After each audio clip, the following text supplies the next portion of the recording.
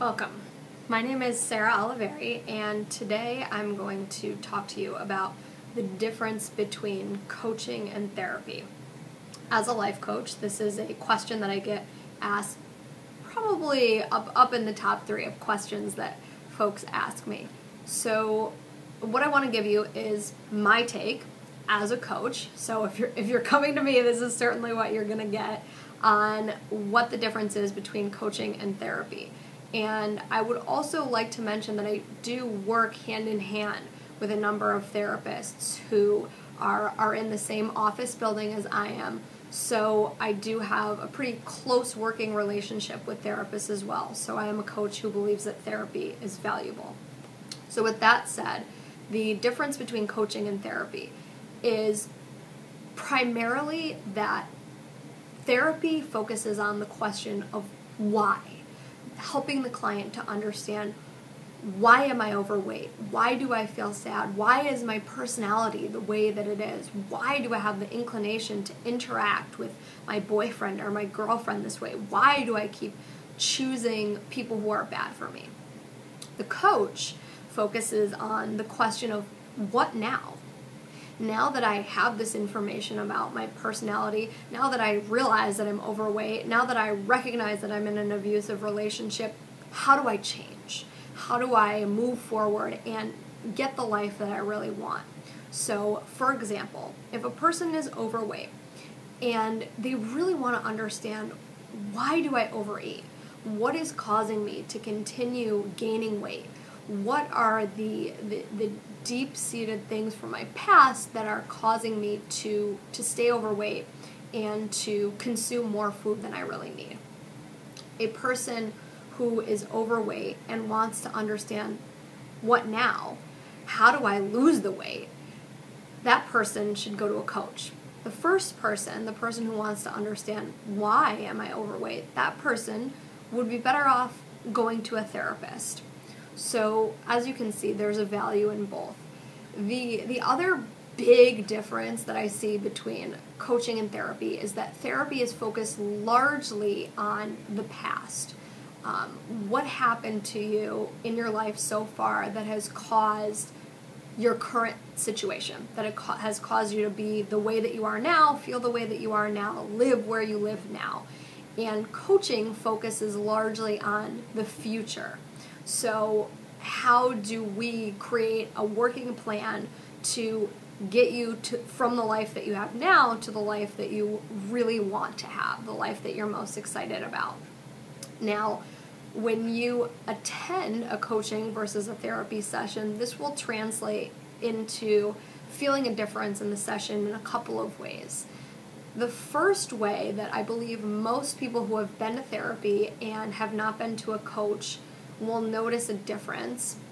And of course there are individual differences with therapists as well as with coaches, but in the practice world that I am in, therapists generally tend to act as sort of a blank slate. They're not going to weigh in on your decisions. If you do something that is misaligned with the goals that you've set in therapy, or the values that you've stated, your therapist will say, what do you think about that? And therapists are generally prevented, based on the way that they were trained, as well as some of the rules of being a licensed therapist, prevented from weighing in on your decisions. Whereas coaches don't have that same restriction. And most of the time, a good coach will wait for you to come to a realization on your own.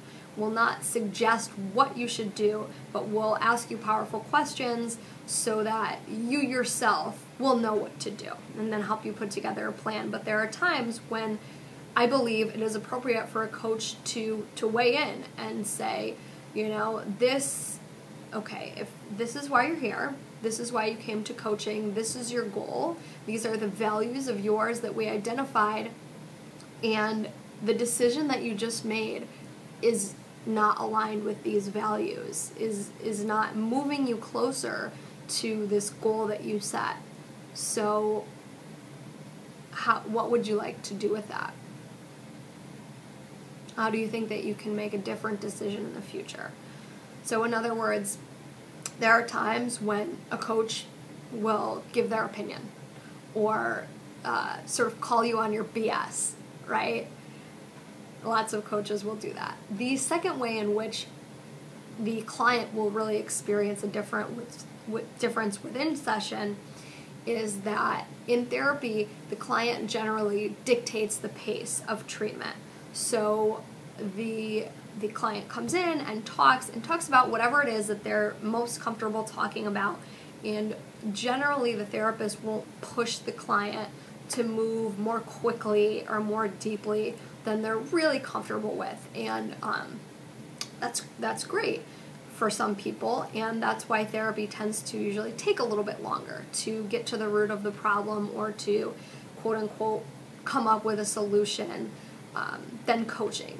Coaching, on the other hand, will generally push you to move at a pace a little bit quicker than you're comfortable with. So your coach will challenge you to answer questions that you were hoping maybe not to answer during that session, or to go out and try something for homework that you really don't want to do. And the coach will really work on challenging you to understand whether something is truly not what you're ready for, you're truly not at that stage of your development, or whether you're just afraid to go there, and challenge you to do the things that you're afraid of and really push you to move at a quicker pace than you would on your own, and a quicker pace than the sessions would move if the coach wasn't sort of pushing you. Whereas therapy will generally not have that same discomfort of being pushed to talk about the thing that you really wanted to wait 2 more sessions to talk about, because then you would feel more comfortable, more safe with the therapist, etc. So the difference there is that in coaching, the coach really tries to push you to move the pace more quickly than you might like. And in therapy, the therapist generally allows the client to set the pace of treatment. The final difference, and this is important, is that coaches are not trained to treat mental illnesses. So while coaching may help a person who has clinical depression or who has bipolar disorder or who has a personality disorder, coaches are not trained to treat those disorders. So what I always recommend is either that the client who has a mental illness has already done a great deal with a therapist and feels that they have sort of reached their max and they're not able to reap any more benefit from therapy at the moment, or, and many of my clients do this, highly recommended, to work simultaneously with a therapist as well as a coach. So there you have it, the major differences between coaching and therapy. And to summarize, those differences are that therapy focuses on the why. Why am I this way? Coaching focuses on the what now. Now that I know that I'm this way, what do I do about it? How do I change? The other difference is that therapy is focused largely on the past. We're going to ask more questions about the past. Coaching is focused more on the future. We'll get asked more questions about what you want in the future. In session, what will be the differences that you as the client will experience? First, that the coach will sometimes show what their opinion is and guide you to make the decision that their previous work with you has shown might be a better decision than the one that you made or are leaning to make. The second difference is that the coach will generally push you to move a little bit more quickly than you're comfortable with, whereas a therapist will allow you to dictate the pace of the sessions. And then the final major difference is that coaches are not trained to treat mental illnesses.